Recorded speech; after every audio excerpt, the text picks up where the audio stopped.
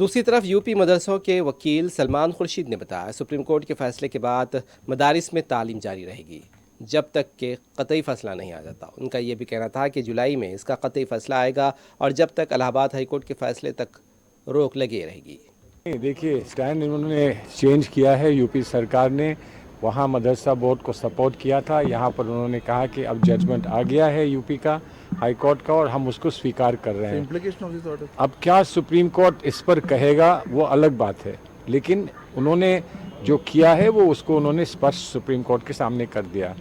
Implications इस order का ये है कि जो मदरसा की जो प्रावधान मदरसा बोर्ड के थे और जो वहाँ की प्रक्रिया थी मदरसे में शिक्षा की, वो मदरसों में शिक्षा की प्रक्रिया जो है वो जारी रहेगी जब तक कि इस पर पूरा फैसला नहीं आ जाता। यानी पुराना नियम फिर से लागू रहेगा सर? वो लागू रहेगा फैसला आने तक।